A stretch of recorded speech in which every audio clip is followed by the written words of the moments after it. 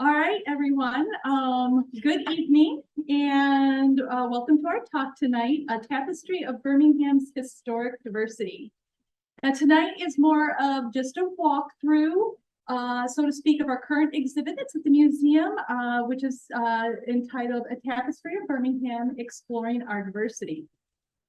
Now, this exhibit and our library talks over the next few months are focused on exploring the lives and the stories of people whose voices have yet to be heard in the Birmingham history. So this project started back in the earliest part of 2020 when George Gotchman found the obituaries for George and Eliza Taylor. I'm not sure if you've been following along with our programs, but this past September, we had a big celebration that celebrated the dedication of George Taylor and Elijah Fish into the National Park Service Underground Railroad Network to Freedom, which we're very proud of. But in looking at these stories, the truth is that they were lost. They were lost through time and through history.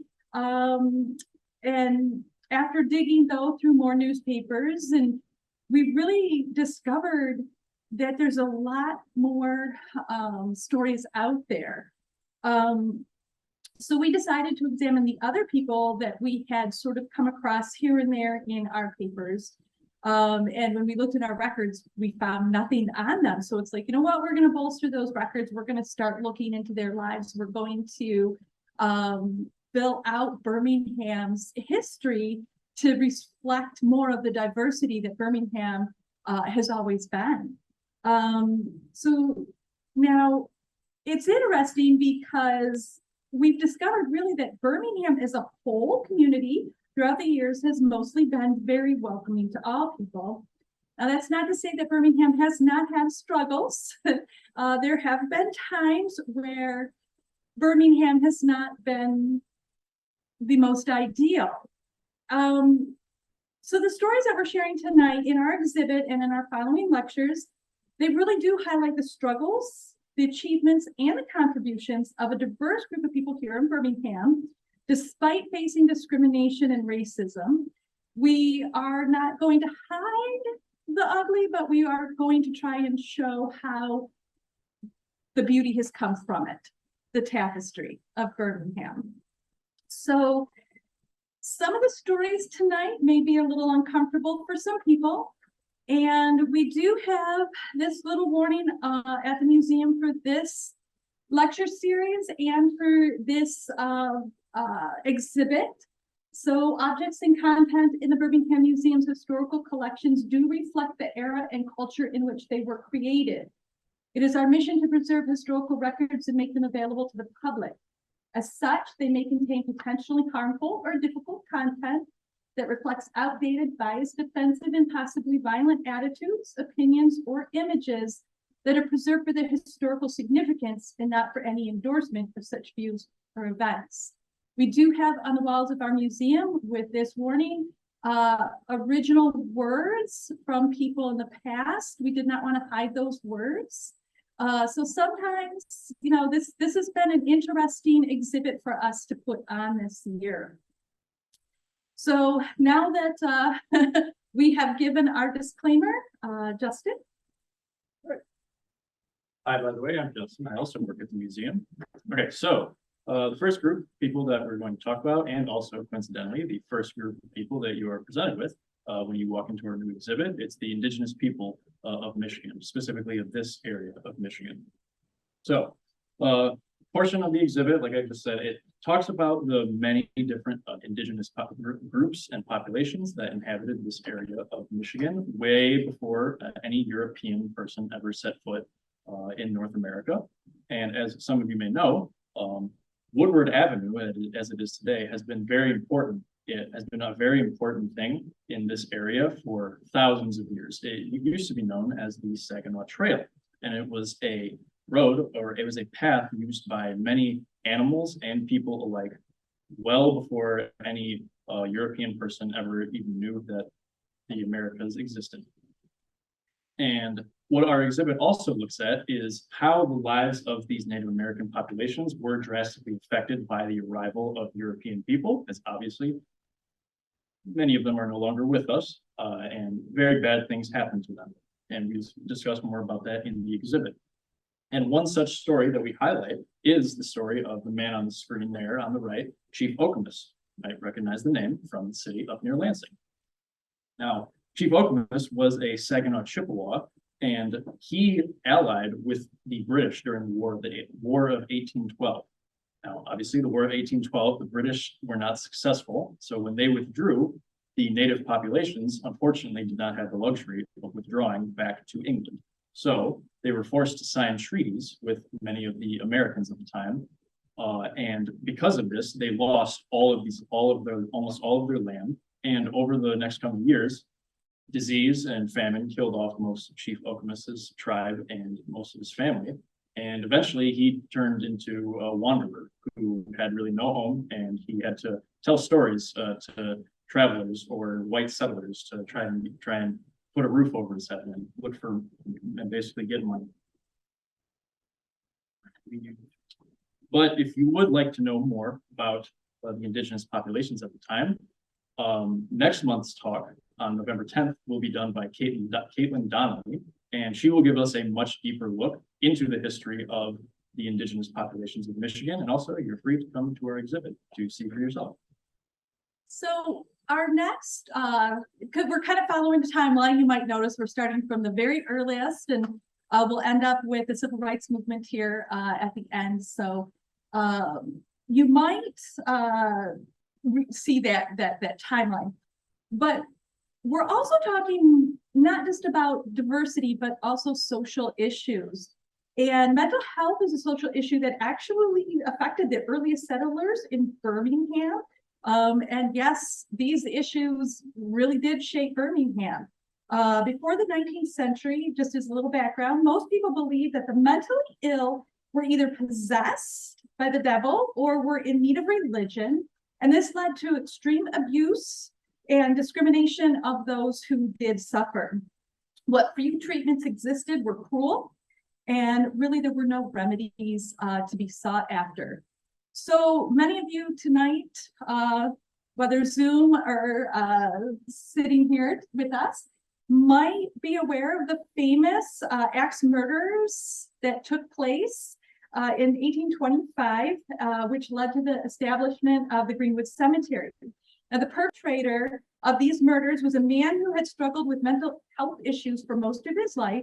And we know this because in the newspaper article describing the occurrence, this is the original article dating back 1825. We actually found it in the scrapbook of the granddaughter of the murder victims. So it does have special meaning there. But it says that Imre suffered from epileptic fits since childhood, that he suffered derangement at times. Now, the term epileptic fit and derangement were just these vague terms that they threw out to kind of describe a wide range of mental health issues. So we can only speculate based on the statements by those involved, including his own brother. Here's some of those statements there. But one of them was that right after he murdered Polly and Cynthia Utter, and his brother Elijah came upon him, Imre immediately raised the axe and exclaimed, "You want killing too." And then in the newspaper, it says, Fish acknowledged that he had killed them and said he thought it was his duty to do so. And then finally, another incident that is mentioned that happened just days earlier, Imre was found entirely naked on the road to Detroit, and his clothes were found about a mile away. Now, the described behavior of Imre that night and the weeks following the murders has led to several theories as to what Imre may have been suffering from, including PTSD from his service during the War of 1812. People have also mentioned bipolar affective disorder or schizophrenia today. But there is another one. It is malaria. So brain damage can be caused by malaria, especially by young children who suffer high fevers. It actually affects the frontal lobe of your brain. And we have a family account talking about when Imre was in the marshlands, the whole family really suffered severely from malaria, with one of them suffering for over 2 years. And Imre was only 5 years old, puts him right in the perfect range of having brain damage due to the malaria. And when you look at it today, the symptoms are similar to lead poisoning, including lack of self-control and aggressive behavior. And this would explain the epileptic fits from childhood. But again, it's just speculation. Unfortunately, you know, they didn't have treatments, so 2 people died. After a jury passed the verdict was he was in a state of insanity. There was little else to do at this time. They had no institutions in the state of Michigan. He was put in a jail cell and kept there until his death. And we don't even know where he's buried because after he died, they just disposed of him because he was mentally ill. Now, as the 19th century progressed, attitudes were beginning to change, and activists like Dorothy Dix were calling for better understanding towards those who were suffering. Unfortunately, those changes were not fast enough for Elijah Willits and his son, Washington Willits. You may recognize Elijah Willits as one of the 4 founding fathers of Birmingham. So he was one of the 4 coroners. Now, in 1851, Elijah was accompanying his son home from the Utica Lunatics Asylum in New York, now called the Utica Psychiatric Center, after Washington was deemed incurable for mental illness. In the 1850 census, he was marked as deranged, but we have no description of those symptoms, and census takers could just mark you deranged or idiotic without really a true definition of what that meant. Now, on the train back to Birmingham, during a stop at one of the stations in New York, Elijah stepped away from his 18-year-old son to get refreshments, and according to the newspaper, left him, quote, sitting quietly in his seat.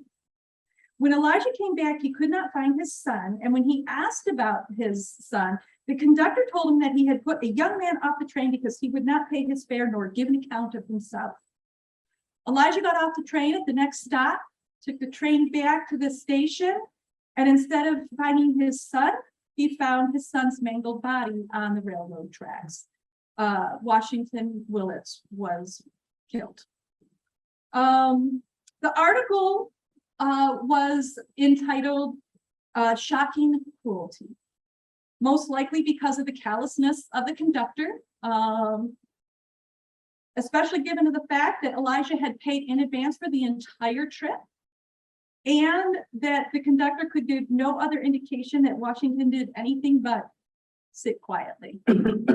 So I do mention again that throughout most of history, those deemed mentally ill were treated inhumanely. Many lived chained to walls or beds, forced to live in their own filth, while being experimented on or even exhibited to the public for entertainment. So we wanted to show you places like the Utica Lunatic Asylum, where Washington Willits was taken by his father, because this asylum actually came about as a way to provide compassionate care for their patients. They removed the chains and allowed freedoms, including exercise and mental stimulation. You can see an example of the Opal, which was a periodical published by the patients. And that included everything from poetry to their own psychological theory and practice. So a lot of these people were very intelligent, and this was the start of a cure. Now we can still look at some of the Utica treatments as being very inhumane. At the very top, you can see the Utica crib. And the Utica crib was at one time seen as being much more compassionate than chaining someone to a wall. And it was a way to restrain people instead of using those manacles.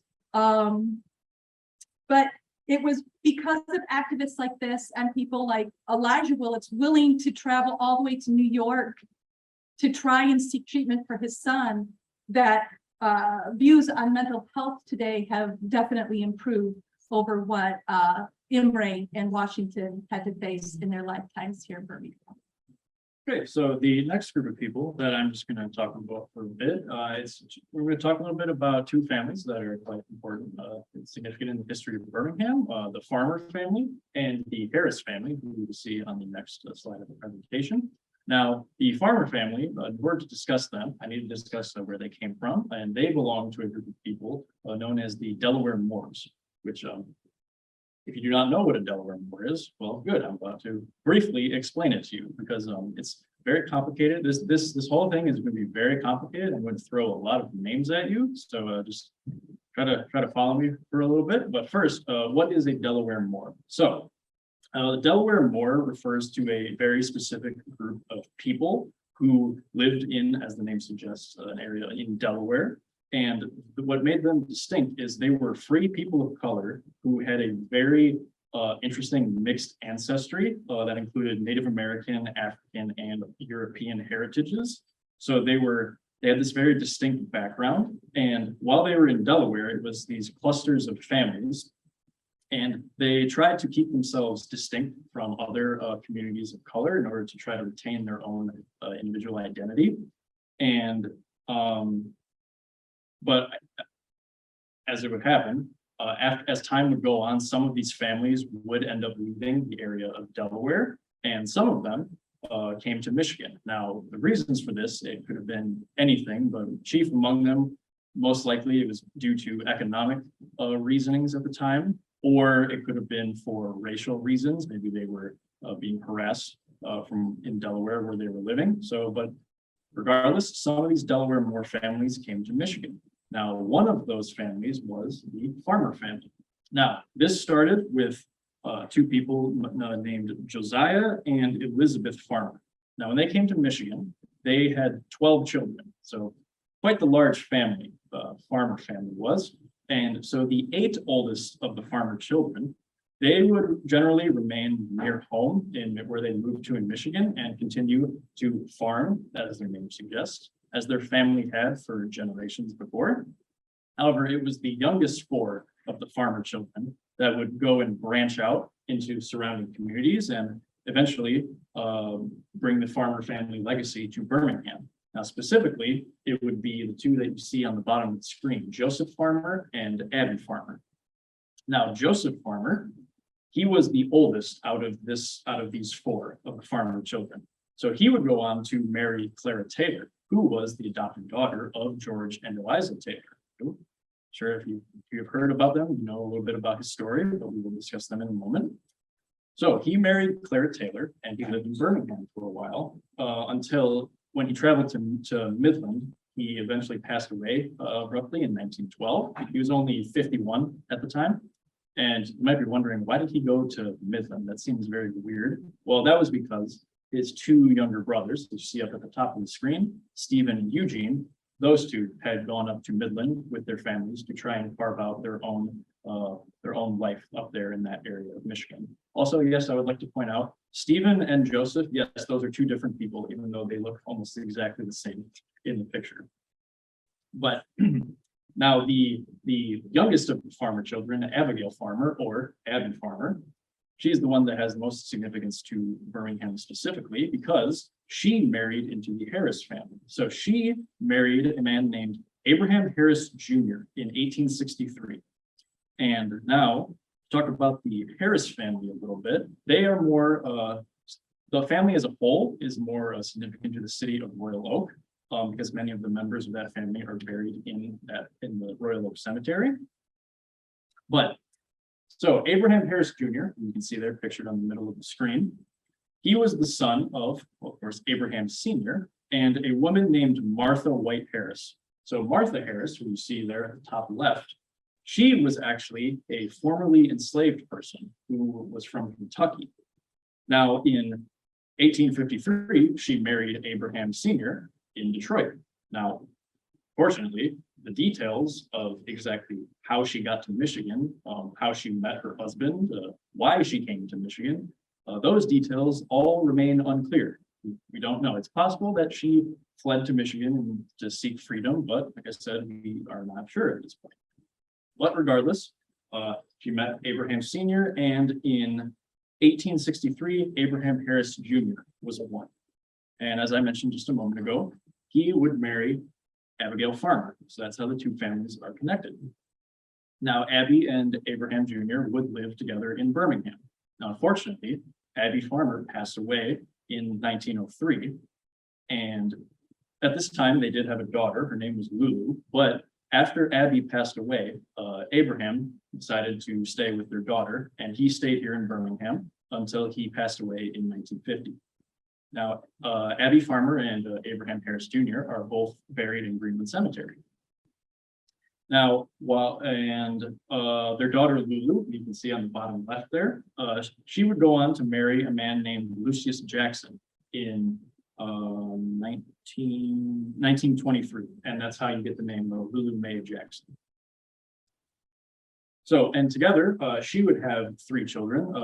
Their names would be Harris, Lucius, and Robert. So all 3 of these children would grow up in Birmingham, and the oldest of which, Harris, he would serve in the military from 1951 to 1958, and then he returned to Birmingham and he lived here until he passed away in 1980. Now, the middle child, Lucius, also served in the military, but after his service had concluded, he eventually moved out to Washington afterwards. Now, the youngest child, Robert, he never served in the military, but he did live in Birmingham for a long time. And in fact, he lived on Abbey Street. But eventually he also decided to move out west. And when you take the Harris family and the Farmer family as a whole collectively, they span over 100 years of Birmingham's history. They fit into over 100 years of Birmingham's total history. So it's really quite amazing when you take a step back and look at it in the big picture like that. Now, you can learn much more about them and also about exactly what the Delaware Moors were at the museum, at our exhibit, because this stuff it can be quite confusing just to have me say it like this, but thankfully at the museum, we do have family trees on some of the panels that help kind of visualize everything to make it a little easier to follow. But that's basically the deal with the Harris family and the Farmer family. Okay, so now we're gonna talk a little bit about George Taylor again. He was Clara's adopted father. And our freedom seekers in Oakland County. So we have talked quite a lot at the museum and at presentations and at celebrations about George Taylor and his escape to freedom and his life here in Birmingham. Just a quick run through with the extensive research. We were able to find his original account and about escaping. But when we were also doing that, we found several others. So while looking at George Taylor, we also found a Reverend George William Newman, who, and the ones I'm going to mention now are in Pontiac Township, about 5 miles north of us. Oh, street kind of changes from Bloomfield Township to Pontiac Township before Pontiac was large like Pontiac is today. The township was very much connected. It was only 4 or 5 miles away, and quite a few of the abolitionists, like Elijah Fish, worked with a lot of the abolitionists in Pontiac and with abolitionists in Southfield and Farmington. So this whole line across Woodward was very active. So we found John Newman, or George William Newman, and John Anderson. Now, John Anderson was a veteran of the Civil War as well as a freedom seeker. So he escaped slavery, came to Michigan, came to Canada, came back to Michigan, and then served in the 102nd United States Colored Troops during the Civil War. And then we also found Harvey Scott. Now, of those three, we've only been able to really dig up the stories of the first two. But give us time. We will find those threads. But the question that a lot of people have is like, but why Oakland County? Why Birmingham? Why were these freedom seekers attracted to this area and decided to settle here and raise their families? Well, to understand why these men and women chose to leave, and I want to emphasize here that this was not a decision to be taken lightly. People didn't leave slavery thinking that, oh, you know, it's just going to be an easy trip. It was a very dangerous journey, and one that could lead to severe physical punishment if caught. It could even lead to death. So when we look at George Taylor's story, we found out that he was not treated well, but he only decided to escape after a public whipping. Now, those whippings were brutal, with whips that were specially designed to remove chunks of flesh with every strike. And most whippings were between 50 and 100 strikes. So it was not taken lightly. He would risk it all. He was twice run down by bloodhounds and was fired at by bounty hunters. He was captured once, but luckily he was able to convince an abolitionist judge to let him go. And he eventually made it to freedom and then decided to raise his family here in Birmingham. George Newman's story is just as harrowing, but along with the descriptions of his journey, he also describes the sale of his mother and how he was ripped away from her as a 3-year-old, and also forced on the block as a 3-year-old to be sold away. The description of his mother is very, very disturbing. She was poked and prodded, and her flesh was pinched to see if it was firm.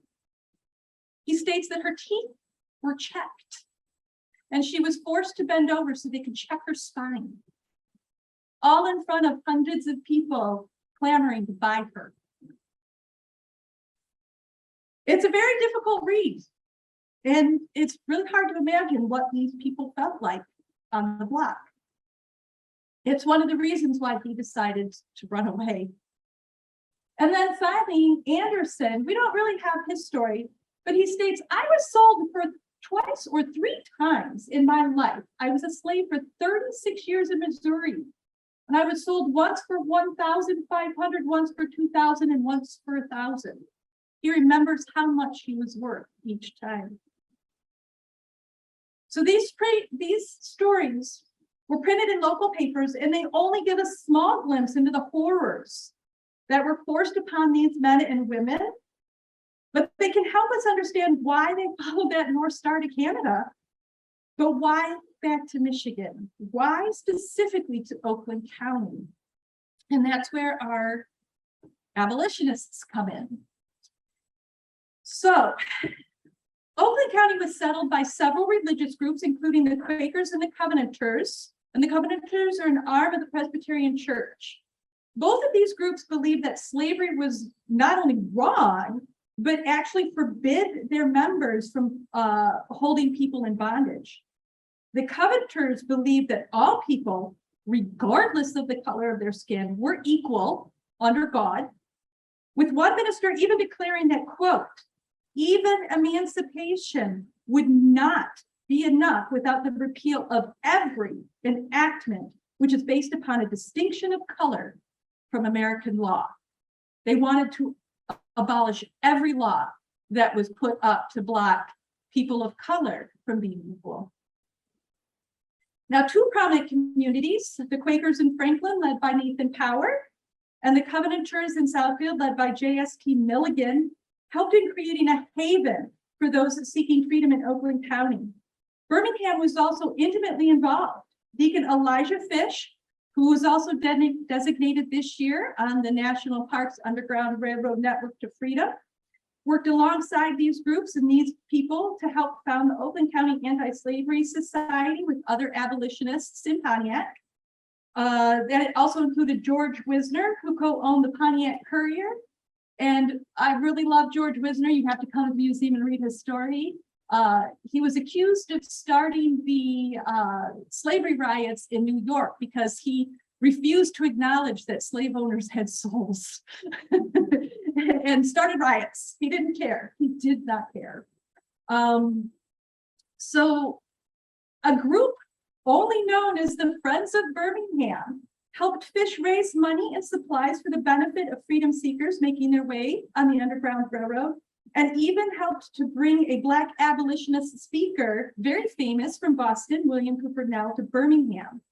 He spoke at the Academy, which was a school at the time, and he spoke to a packed house. The best part of it is that Martha Baldwin writes in her diary that she went to this talk. And it was only a week after she mentioned attending a talk by Deacon Elijah Fish. So our own Martha Baldwin, we don't know if she was an abolitionist, we cannot say, but she definitely was interested in what these men had to say. Now, Birmingham's progressive ideals continued even after the end of the Civil War. In 1898, before the passing of the 15th Amendment, which allowed African-American men the right to vote, Michigan held a constitutional convention with an amendment to offer Black suffrage. Now, most of the state voted against this, but Birmingham voted yes. Birmingham voted yes for Black suffrage. It was a close, very small margin of only 2 votes. But this small majority was enough for the Detroit Free Press, which at the time was a very pro-slavery, very anti-Black rights newspaper, to call out Birmingham as a bunch of dupes of radicalism. So it is because of these abolitionists that George and Eliza Taylor were able to find refuge in Birmingham and live out their remaining years of freedom among friends and raise their adopted daughter, Clara Taylor, who would go on to marry into the farmer family. And when we had our celebration in September, we got to meet her great-great-grandnieces. It was very exciting. But I can certainly go on about the abolitionists and about the Underground Railroad, but Leslie will be covering this in depth in her talk on February 9th. It's titled Oakland County's Early Abolitionists and the Local Underground Railroad. So you'll have to come and hear all about our abolitionists and what we're doing to bring more of those into national recognition. So moving on, I'm just going to briefly discuss the Levinson family, who were the first Jewish family here in Birmingham. So just a quick backstory. In the 1880s, in Eastern Europe and Russia, Jewish people were heavily persecuted, and because they were being used as a scapegoat for a lot of the political and economic turmoil that was going on in the region at the time. So as a result of this, a large number of Jewish people decided to take a chance and come to America to try to make a better life for themselves. Because what's a better way to get away from persecution than to put a literal ocean between you in the 1800s? No better surefire way of getting away from trouble than doing that. But, and 2 of the people that did this, you see them right there on the left, Jetel Fellman and Morris Levinson, they did exactly this. And they both met in Detroit, and they ended up being married in 1893. And by 1896, the Levinsons were welcomed into the small village of Birmingham, now making them the first Jewish family to live in Birmingham. Now, not only were they the first Jewish family, but they also did something very significant for the city. They opened Levinson's department store, which you see in the picture on the right there. And this was very important because it was the very first department store here in Birmingham. And it used to be at the northwest corner of what is now Maple and Old Woodward. And our exhibit goes more in depth into the Levinson family, and it also explains exactly why they chose Birmingham, why they chose to come to Birmingham specifically. Now, that information is in our exhibit, and it will also be given in its own talk, which will be on the 9th of March. And that will also be done by our director, Leslie. And in the meantime, if you're interested in hearing more about the Levinsons, Leslie actually did a presentation on them a few years back. And if you go on our YouTube channel, you can find it there. So I encourage you to do that if you are interested in hearing more about them. All right, so our next one is John Muhammad Ali, and the Red Path Chautauqua. Now, in the late 19th and early 20th centuries, the Chautauqua traveled across the United States during the summers. And the Red Path Chautauqua circuit included Birmingham, Michigan, as you can see here on our postcard. And at least 2 members of this Red Path Chautauqua lived right here in Birmingham. You may have heard of Elmsworth Plumstead. He was kind of famous during the 19-teens and 1920s. And we have actually done several talks on him and even an exhibit. So you can check those out. So we're not going to talk about him today because we have talked about him before, but we are now focusing on John Muhammad Ali.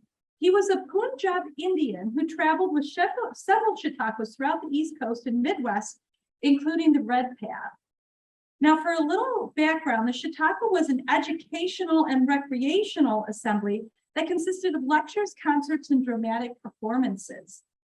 Ali was best known for his educational lectures on India, including the following speeches: India's Millions, The Hope of India, Wit and Wisdom of the Far East, and Since the Great Moguls.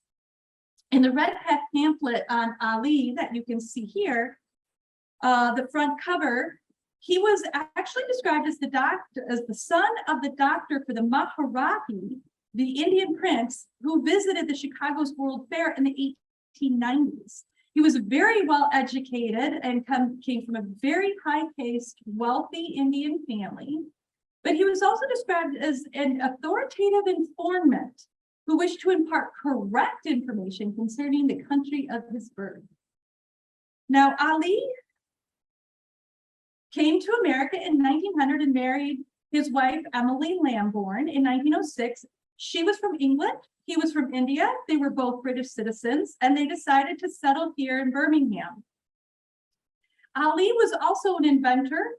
And if you love those little wheels on your suitcase, you need to thank Ali, because this is a 1917 ad for his invention, the Ali suitcase carrier. So you didn't have to lug those heavy suitcases around. But he would raise his 2 children here, Aisha and John. They both graduated from Baldwin High School. And John, in the Baldwin High School class of 1926, it states that he was accepted to MIT. So he really saw education as a very important part of raising his children. Now, Ali did not really face problems in Birmingham. He faced problems from the U.S. Attorney in Detroit, Wallace Bashir, and the contradictory judgments of the United States Supreme Court. So in 1918, while living in Birmingham, Ali applied for citizenship. He was naturalized in 1921. But what is interesting about his naturalization is that the district court in Detroit declared that, quote, notwithstanding his dark complexion, he was a high-caste Hindu and a white person, and thus eligible for citizenship. This was at a time when naturalization laws limited citizenship to free white persons or those of African nativity of descent. They had to allow that second one in for the people who were formerly enslaved. Now, the judge who signed his papers granted his citizenship was Judge Arthur Tuttle. You can see, well, probably not that well, but you can see his signature on his oath of allegiance. I want you to remember that name. Ali's troubles actually began, weirdly enough, in 1922 with the case of Takeo Ozawa. Now, the U.S., so Takeo sued the U.S. And set in motion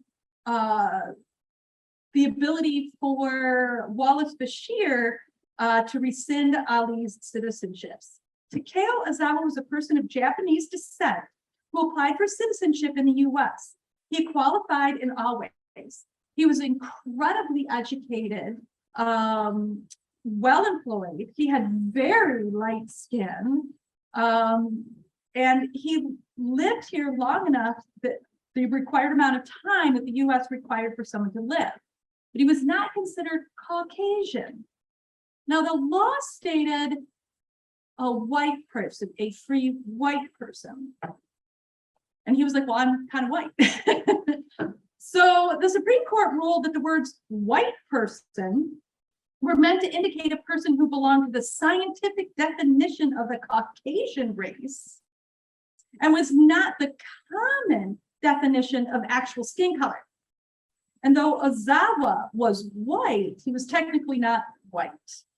He was of the Japanese race and did not qualify for the naturalization law for citizenship.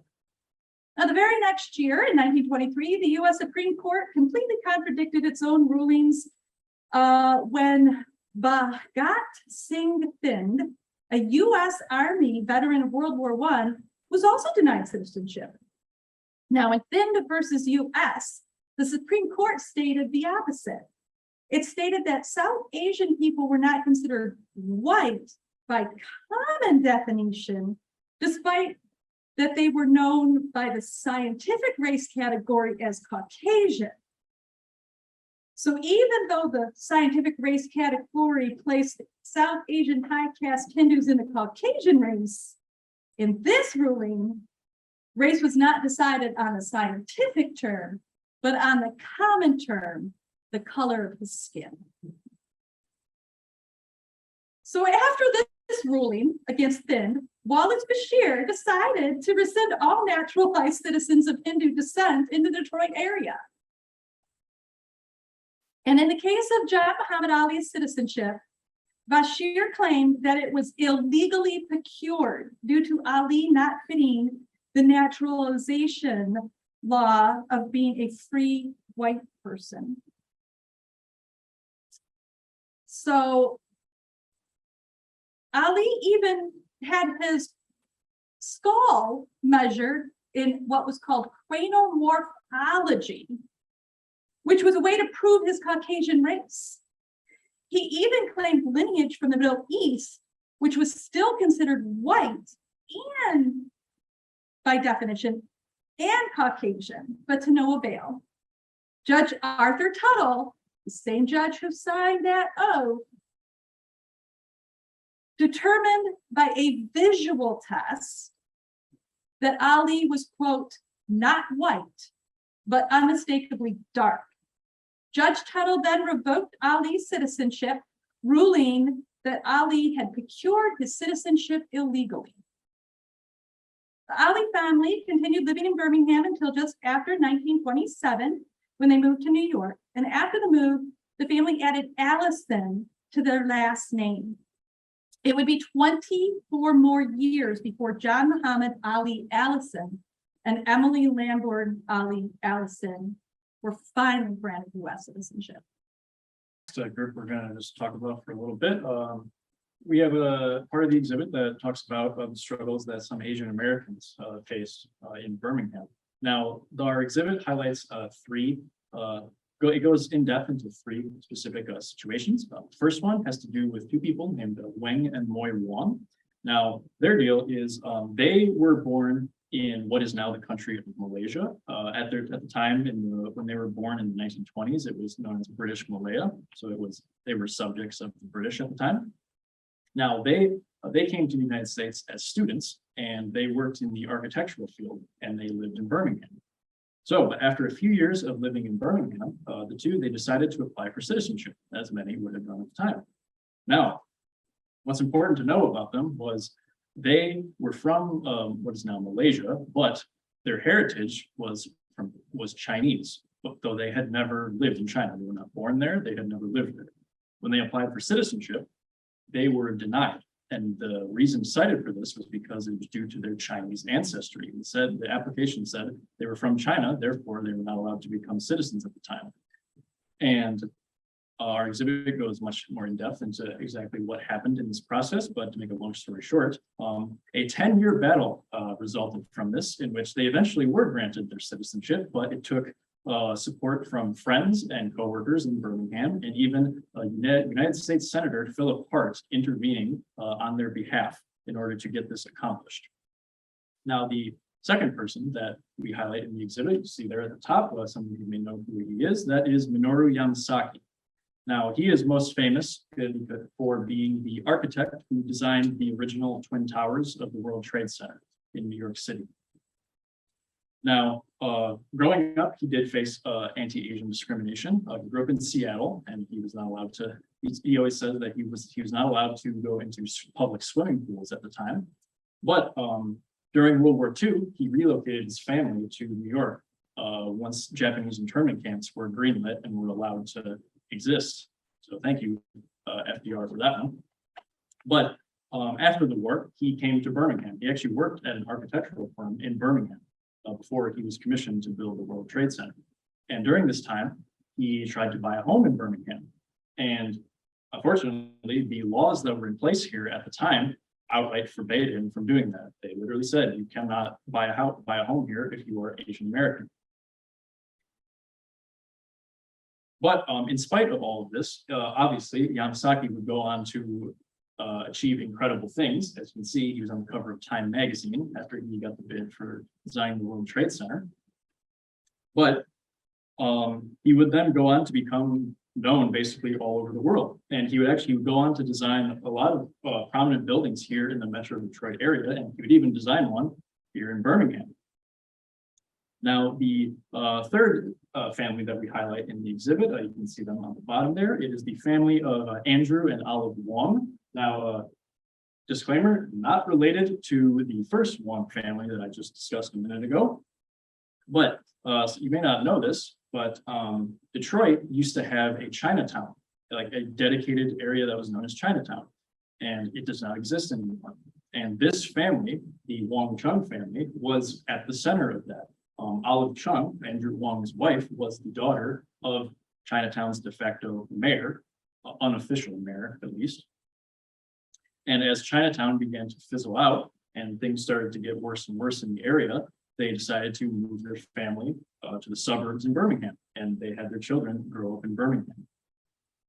Now, if you're interested about hearing more about some of these people, we will also have a presentation on the Asian Americans in Birmingham, and that one will be done on the 12th of January, and that will be done with me. So come check it out, please.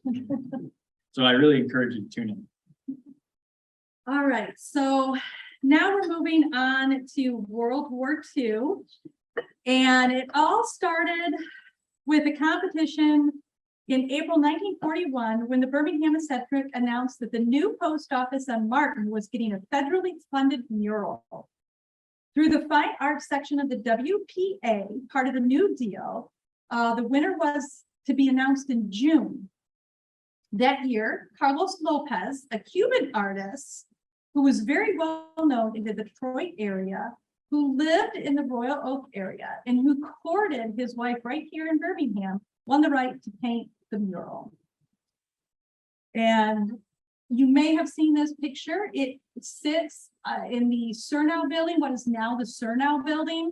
It used to be the post office on Martin Street. And I throw out a thank you to the Surnow company, the Surnow group, because they had this professionally photographed and they have shared everything with us. They've allowed us to come and examine it. And they have taken great pains at preserving it. So they have helped us bring more of Birmingham history to Birmingham. So what is the controversy about the mural? The controversy started when a small but vocal group of Birmingham residents wrote into the Eccentric insisting that they had never heard of Lopez and that he was unknown to the community. He responded back through the paper with his qualifications and that he was in fact part of the community. This did seem to quell the naysayers for a while. But once he started painting the actual mural, the voices of dissent again arose with comments posted in the paper with the biggest complaint that the pioneers did not look American, that they looked foreign. And Lopez once again defended himself with an interview published in the Eccentric detailing how he chose his subjects from the portrait and biographical album of Oakland County, printed in 1891. This is just 3 of the 14 that we have that he told us to compare to. When somebody complained that they didn't look like people, he was just like, well, go look at the pictures. So even this was not good enough. And a Minnie Hunt Salzer, who actually wrote an article for the Birmingham Eccentric, she was an interesting woman who would pretty much, she was interested. She did not like anybody. She called out cancer patients and said that they were wearing wigs. She said that Abraham Harris lived in a chicken coop, and Abraham Harris was our one of the Black families in Birmingham. She was not a very nice woman. And she wrote in the Eccentric to say that she wished a bomb from the Nazis would fall on it and blow it to kingdom come. She was a very, like I said, very interesting woman, but she was a very small part of the minority. She was very small.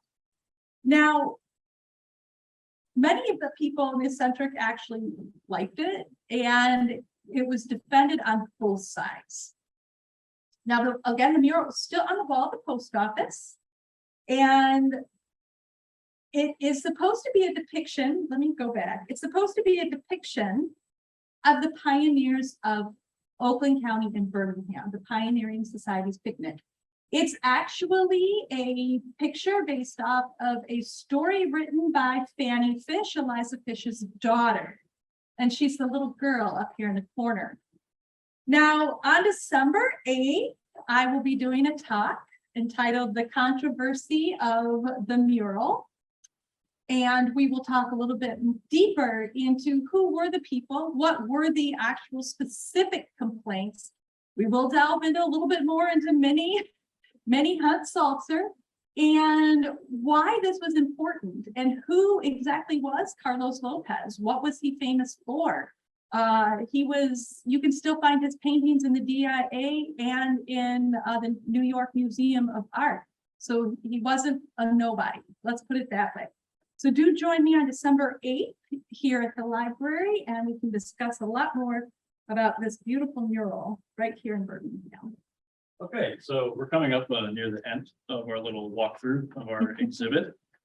So right here, I just want to take a second to let it be known that this exhibit, we're constantly expanding it because pretty much every day we're finding out more and more things that we can put in this exhibit, things that are just completely new from what we completely separate from what we talked about here today, or things that add on to stories that we have already told. So I'm just going to take you through a couple of those stories really quick, the ones that we are currently expanding upon. Now, the first one it has to do with a interesting case of potential housing discrimination that happened in Detroit, in Birmingham. Now, credit for this goes to one of our wonderful volunteers. So her name is Nancy Kursman, because without her, we would not have been able to unearth all of this stuff.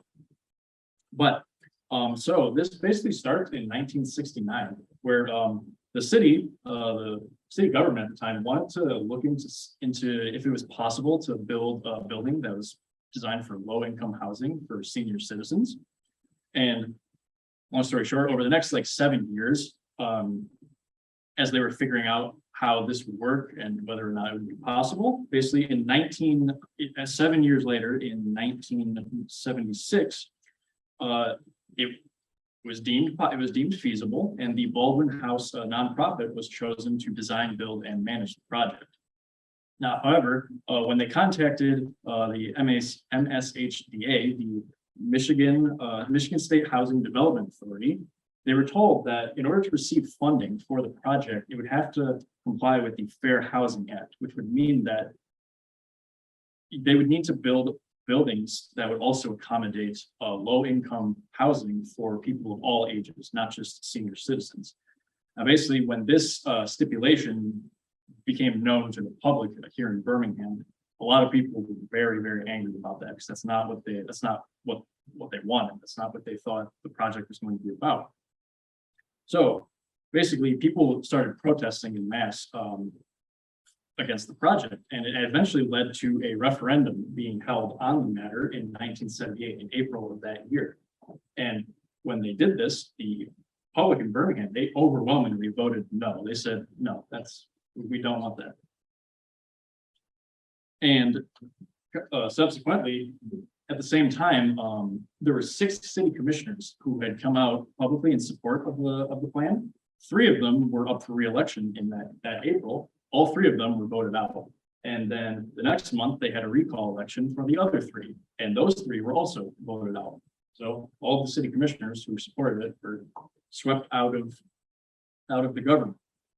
Now, at the time, you had 2 sides. You had the side that was in support of it, and you had people that were in opposition to it. Now, there was a group that was rallying in support of this low-income housing project. It was called People Rallying in Defense of Equality, or PRIDE for short.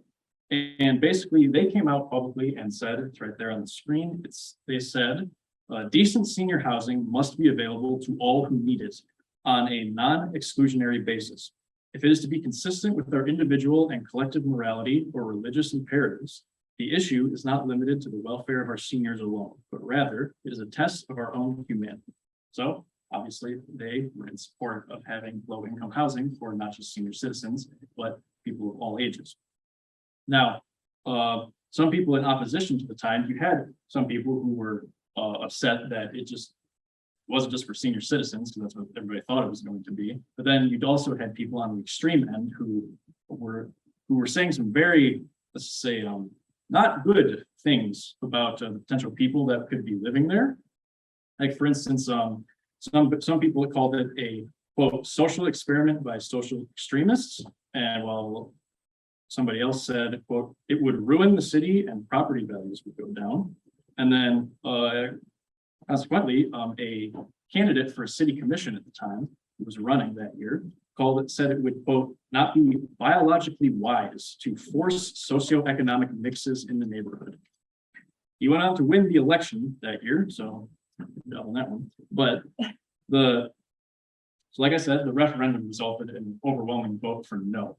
And during this time, there were many civil rights groups in the area that were kind of following this situation. And when they saw the reaction to this and how everybody got voted out and how large the gap was for no versus yes, they called on the Justice Department to actually investigate to see if there was any violations of civil rights laws at the time. And while the city of Birmingham conducted their own investigation, they said there was no discrimination. United States Justice Department decided to take matters into their own hands in 1979. They launched their own investigation, and they ruled that the city of Birmingham had made this decision because they were discriminating in their housing. Now, this ruling was fought in court naturally by the city, and it kept getting appealed until it made it all the way to the Supreme Court. And the Supreme Court, however, refused to hear the case. Now, that is where I'm going to leave it for that story, because the rest of it will be featured in our exhibit. Thanks to Nancy for getting all of the information for that. Now, the second thing that we are currently expanding on is the history of LGBTQ groups in Birmingham. Now, you may recognize the man on the left. That man is Seth Chaffetz. He was Birmingham's first openly gay mayor. And coincidentally, he was also the state of Michigan's first openly gay mayor. Now, his election to the office of mayor in Birmingham, it's considered to be a widely integral factor in the creation of what is called the Birmingham Yacht Club. Now, contrary to what the name is, the Birmingham Yacht Club is not a club for people who appreciate boats. It was Birmingham's unofficial gay social club. Now, the name Yacht Club, it comes from a story of a couple who was flying a gay pride flag in their front yard, and a passerby asked them if it was a flag representing the Birmingham Yacht Club, and they thought that was really funny, so they just kind of stuck with it and they kept the name. But after the club was created, it quickly grew, and it ended up having over 250 members by the year 2000. And to the right on the screen right there, you can see a picture of some of the Birmingham Yacht Club members actually in Washington, D.C. during the Gay Rights March in 2000.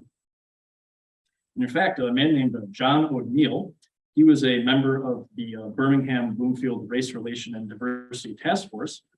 He actually said about Birmingham and about what was going on with LGBTQ people at the time. He said, Birmingham is where cities like New York, San Francisco, and Washington, D.C. were 20 years ago. What gays are doing now, women did in the early 20th century, and blacks did in the 60s. Birmingham is a microcosm for where America needs to go. Now, this is all very good, but obviously there were some people at the time who were not very keen on this idea, though it was a small minority of people. But thankfully, they made their strong opinions known just through writing, like through sending letters into the Birmingham newspapers at the time. As far as we know, nothing ever got violent, at least that we know of. However, if you would like to learn more about these topics, like I said, the exhibit, we are currently expanding upon them. And also, I think it is important here to emphasize that even after this exhibit is over and we put in a new one, we're not going to stop like researching stories like this, because like Donna said at the beginning of this presentation, a lot of these stories kind of have just been either forgotten about or just lost to history or just flat out ignored for the longest time. And we think that it's really important just to not have that happen again, because all of these different stories from all these different groups of people, they're crucial in making Birmingham into what it is today. All right, so we are at the conclusion, and I know we covered many topics tonight related to the diverse community that really helped make Birmingham what it is today. We joked a little bit that it was kind of a commercial for our upcoming talks. So here they are right here, if you'd like to take a look at them. And, you know, come out to the museum as well. As Justin did also mention, this exhibit is not the culmination of our research. We are never done researching. And we will continue to delve into Birmingham's past, and we will uncover those yet to be heard stories for you. Thank you for joining us, and if anybody has any questions.